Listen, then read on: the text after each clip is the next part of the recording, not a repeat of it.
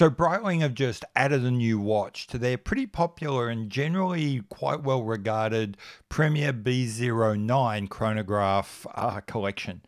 And I've got some thoughts about that watch and its release.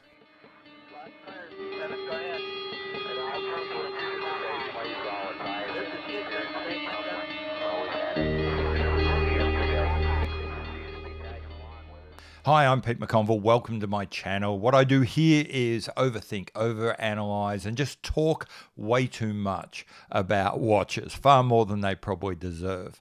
Sounds like something you're interested in? Then strap yourself in and listen along with me. What I'm talking about today is a new watch within the Breitling Premier collection, another B09 manual wind chronograph.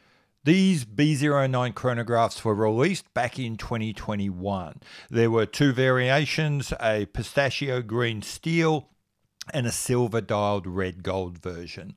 They were basically 40 millimeters across, 13 millimeters thick. They were 47 millimeters lug to lug and fitted with a manual wind variation of the B01 movement called the B09. Hence, the watches were called the Premier B09 Chronograph. These watches were stunning. Classically styled, drop dead gorgeous, generally, as I said earlier, really well received. A lot of YouTubers, a lot of mainstream media that had laughed at Breitling in the past really started to turn around. And I think this is the moment that a lot of people started to take the new Breitling seriously. And at the time, George Kern was promising, or if not promising, at least foreshadowing, that there would be more of these B09s coming, more colorways, more ideas. But that hasn't really happened, which has been surprising. There was a deep red or burgundy limited edition that was quite popular, but in a very quiet way. It came and went, not really covered at all in the media, but it certainly sold out. But apart from that, nothing. Which is, as I said, odd because this has been an incredibly popular watch. And there's a lot of talk on the forums about I would love one just in something other than pistachio green, which I get despite the fact I do love that color. But now we do have another member of the family, another steel watch, this time with a really beautiful silver dial. But apart from that silver dial, really nothing else has changed. Exactly the same dimensions, no new complications, same movement, everything else just as is. So what do I think of this release? Or what do I think of this watch? Let's start there. Oh, look, to be honest, I absolutely love it. Like all the other Premiers, it's drop dead gorgeous. It's really well spec'd. It's a very solid movement. You know, sort of everything is exactly as and where it should be. Decently priced. It's going to be a massive success. I have no real hot take other than that. They've knocked it out of the park. There's not going to be a problem selling this watch. But that does lead to my next kind of question. Not so much about the watch, but the release.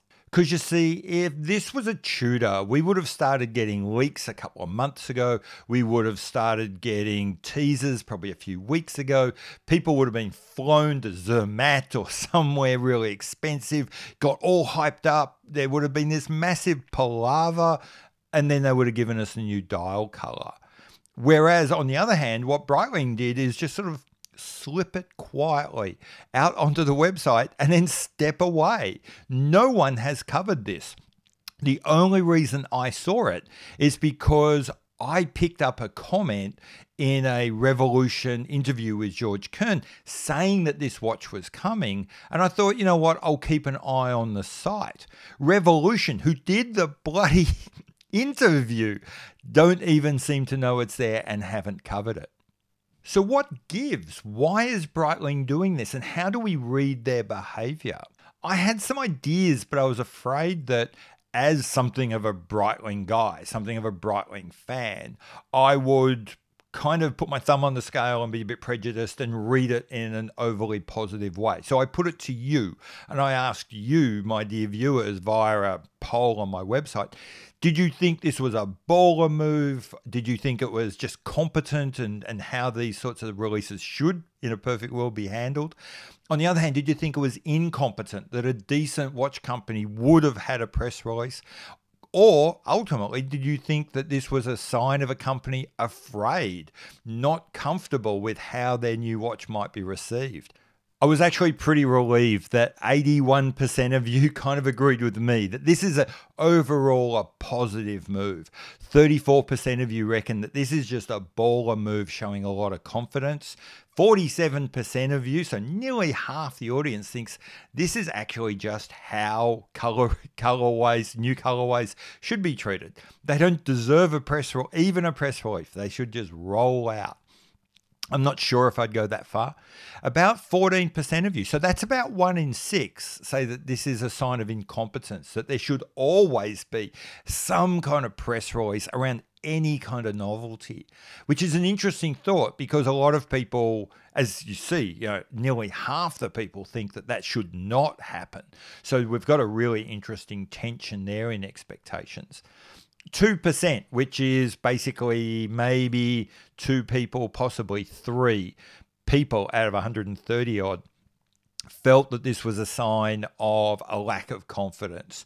I mean, that's, to be honest, that number's so low, I'd largely ignore it. And it's more than doubled by the people that said something else, but no one's actually told me what that something else might be in the comments. But I think the takeaway here is 81% of people see this as a broadly positive move, either a sign of enormous confidence or at least a sign of just having a really well-grounded and sensible idea about what is newsworthy and what should just appear on the catalogue in a nice, quiet, sensible, competent, professional way. So what's my view on this? Well, first off, you've kind of got to think about what the context is for Breitling right now. What's going on in that company that could be shaping how they're releasing product?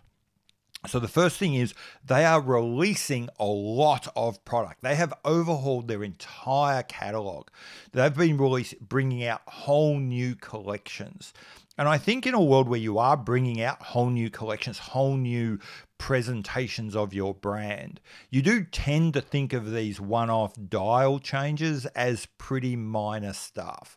And if you do look at Breitling over the last couple of years, they have a history of making a big splash with whole new collections, making a big splash with big changes, but just letting dial variations just sort of appear. But I think there's more going on than that. See, Breitling's doing really well. They are zooming up the Morgan Stanley World Cup of Watches premiership table.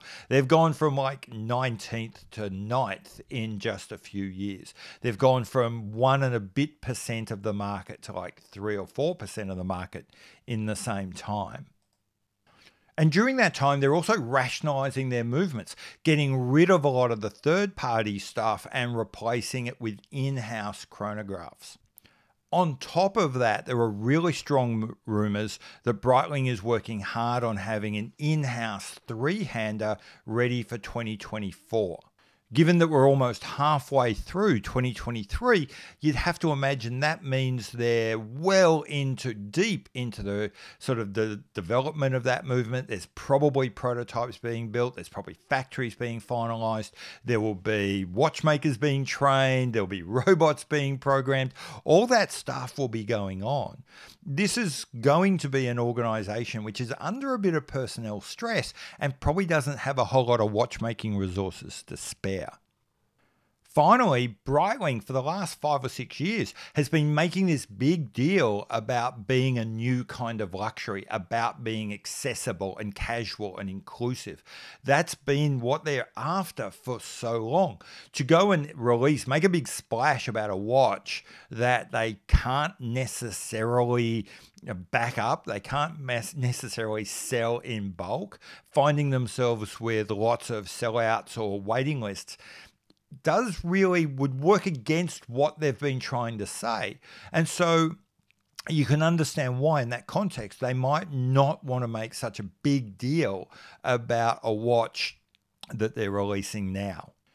That does raise the question, why release it at all? Why not just keep the catalog as it was, keep your powder dry, bring this watch out later? I suppose I was thinking that this was probably scheduled some time ago when Breitling didn't necessarily know how successful it was going to be, wouldn't necessarily know how many resources were or would not be available. They would have made promises to people about having new watches available. Breitling's been having their catalog turnover fairly regularly of late. They wouldn't have wanted to mess with that process. As I said earlier, they did have that red limited edition. That probably went out of production a year or so ago. So they've had some capacity to slowly build up inventory and also keep their promises on some new product. So with all of that, you can kind of see why Breitling would want to keep this going, would want to put out a new watch. But you can also, for all those other things I said before, understand why maybe they don't want to make too much of it. They almost don't want it to be too successful. Personally, as a Breitling guy, I kind of like this. One, as I said before, it shows a kind of confidence, shows a kind of comfort with their ability and where they are in the marketplace and how they're going to be received. And they don't feel a desire to manufacture, a need to manufacture FOMO or anything like that. It's also just more generally how I like to see watch companies kind of manage this. Just as I say, this is just a dial color. As much as I like the watch, as much as I'm making a whole video about it, you know what? If it wasn't for some interesting stuff about the release, I wouldn't have even bothered covering this. So what about you? Do you think that this is a baller move from Breitling? Just a nice, refreshing, competent way of dealing with something fairly minor? Or do you think that they've completely screwed this up? They've lost an opportunity to make a splash? Or most of all, do you think I've totally misread this and this is a sign of a company afraid, a company that's worried about how something would be seen? Is this something you want other companies to do, or do you really want the whole sort of palaver every time a brand changes a color? Let me know in the comments below. I've been Pete McConville. This is my channel. This is the sort of thing I do. If you like it, subscribe, hit the notification bell, all that sort of stuff. I'll see you later. Bye.